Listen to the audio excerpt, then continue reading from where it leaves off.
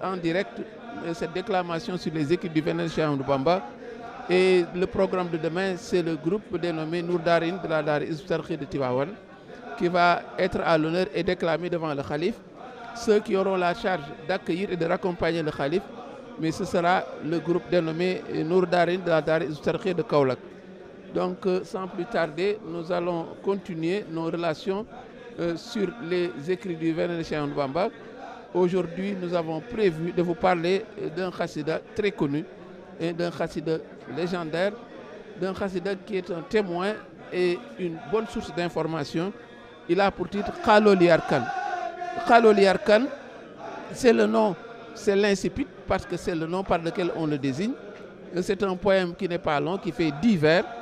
C'est un poème qui a été composé sur la métrique bassite, comme Rabbi Bima Eshraou, ou bien comme le poème Raye ou bien Mimia.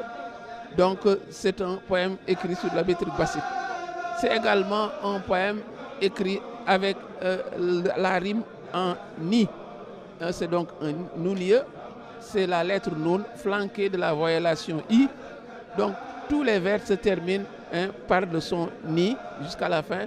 C'est pourquoi on dira que c'est un nounie, c'est un khassida écrit avec la rime en noun. Donc il faut rappeler que le khassida, il y a un contexte important. Il y a un contexte important qu'il est bon de rappeler ici. Ce khassida, le cheikh l'a écrit à Mbacké Kadior.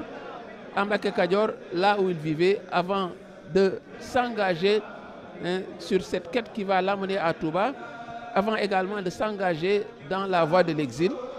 Et il faut dire que, pour ce qui est des circonstances, c'est un poème qui a été écrit vers les années 1300 de l'Hégire, donc un peu vers 1882 dans le calendrier grégorien. Et il faut dire qu'il est survenu un événement marquant dans la vie du cheikh, c'est le rappel à Dieu de son illustre père, Mame Mor Anta Sali.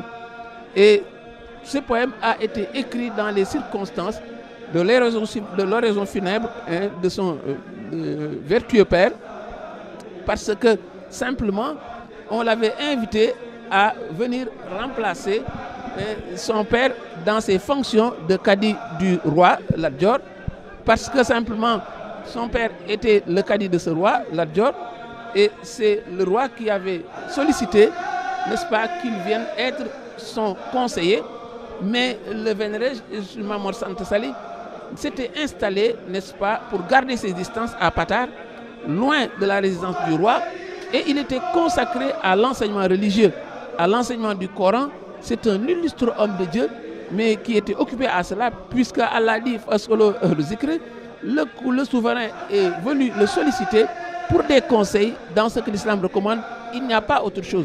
Et c'est ce à quoi Mame Mor Anta Sali s'est consacré, mais trouvant également toute la satisfaction dans le fait d'être un enseignant dans la dara qu'il avait dans son centre d'éducation religieuse, jusqu'à ce qu'arrive le décret de notre Seigneur et qu'il fut rappelé à Dieu. Et à la suite, n'est-ce pas, de ce rappel à Dieu, les dignitaires ont voulu approcher le cheikh pour lui demander de venir remplacer son père dans cette tâche de conseiller du roi, ignorant que le cheikh avait des ambitions bien différentes. Et quand ils lui ont demandé de venir auprès du roi pour ce faire, mais c'est comme quelqu'un qui aujourd'hui se voit proposer le poste de conseiller du président de la République, mais le cheikh l'a décliné purement et simplement.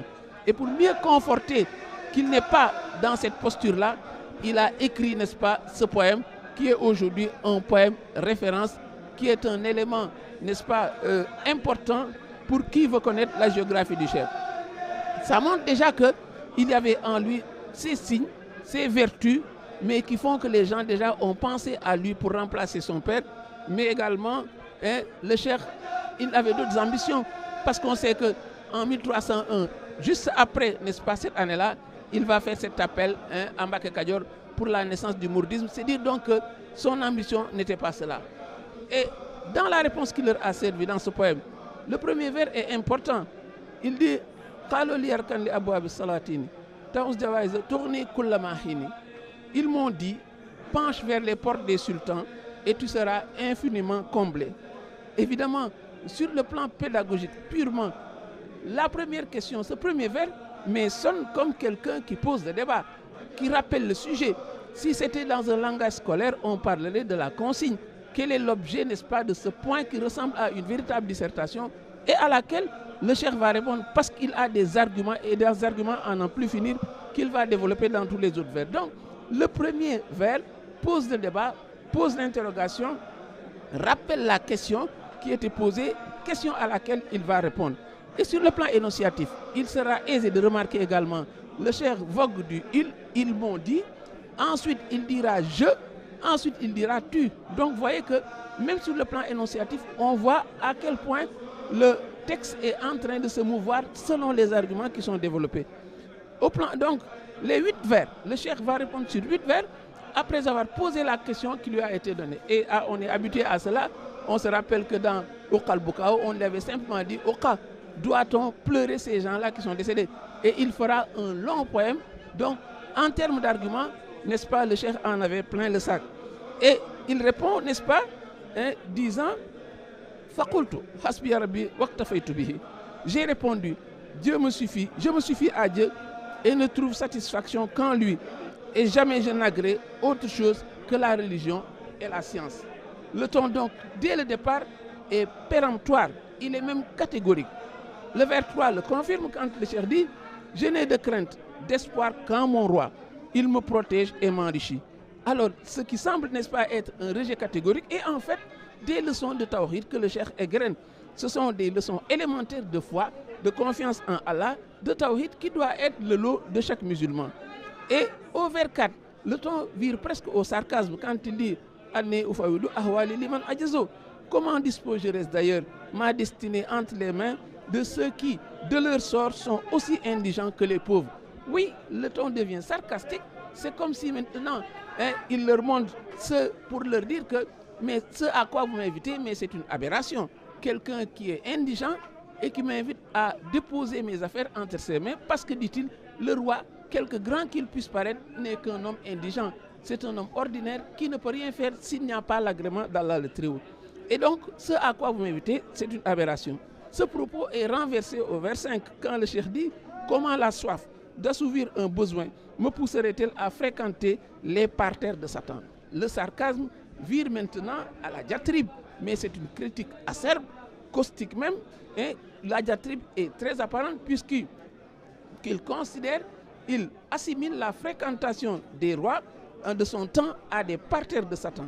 Les vers 6 et les vers 8 exposent et magnifient l'attitude agréée par Allah. Oui, parce qu'après avoir balayé d'un revers de main tout ce qui n'est pas appréciable et acceptable, il leur montre maintenant qu'est-ce qu'il faut faire. L'attitude agréée par Allah, mais c'est celle de tout croyant quand il dit « In kuntaza hazanin ou kuntaza watarin ». Ce qui devait être donc une joute, n'est-ce pas, oratoire, homérique, devient, n'est-ce pas, un exposé brillant où le cheikh fait une séance de clarification pour leur montrer l'attitude qu'il faut avoir. Il leur dit, si je suis dans l'affliction ou dans la nécessité, j'invoque le maître du trône. Il est l'assistant, l'omnipotent. Dieu commande à sa guise ce qui relève de la volonté. Mais ce qui est surtout marquant, c'est cette posture de confiance absolue qu'il a en Allah. Avant même d'aller en exil, regardez ce propos, il le tient. Il n'était même pas encore engagé dans l'exil. Cet exil où il dira qu'il sera un soleil brillant, et pourtant on décelait déjà en lui toutes ces vertus, toutes ces valeurs-là. Le vers 8 va dans le même sens. Lui seul, dit-il, peut hâter une chose ou ajourner une chose. Oui, parce que Allah détient le daf et le djalb. Il a le pouvoir de décision, il a le pouvoir d'abrogation. Autre enseignement qu'il est en train de les servir. Et les vers 9 et 10 ont une allure conclusive. Il a développé, il a posé le sujet, il a développé son argumentaire. Le ton maintenant est à la conclusion. C'est pourquoi on change sur le plan énonciatif et le cheikh prend le tu. Il lui dit, oh toi qui me blâmes, n'abuse pas, et cesse de me blâmer. Mon renoncement au bas monde ne m'afflige guère. Et le ton est événement récapitulatif. Il est en train de clore le débat, après avoir égrené force argument. Le vers 10 dit-il, si mon seul défaut est le rejet de ses biens de roiteler, cela, dit-il, est un précieux défaut qui ne me déshonore pas. Et là, on relève en passant l'usage de la figure de style de l'oxymore, l'alliance de termes. deux termes qui semblent antithétiques, parce que comment dit-on, un défaut peut être précieux. Comment pourrait-on trouver du prix dans un défaut? Mais c'est une manière de dire aux gens, de manière subtile, que vous êtes là dans un impossible compromis. Il y a là un mariage impossible entre l'eau et le feu. Ce que vous considérez comme détestable, je le considérais toujours comme une chose, n'est-ce pas, vertueuse, importante, derrière laquelle je cours. Et voilà donc, n'est-ce pas, un propos qui est là de manière subtile pour leur montrer que véritablement, ce que vous tentez ne va jamais aboutir. Ce que vous considérez comme détestable, je le considère comme une chose, n'est-ce pas, appréciable. C'est pourquoi aujourd'hui encore, il n'y a rien de plus, dit-il, valeureux, rien de plus succulent que d'être en Dieu et pour Dieu et de se détourner de ce qu'il considère comme Dar Zulam, la demeure des ténèbres qui est ce bas monde. Wassalamu alaikum wa rahmatullahi ta'ala wa barakatuh.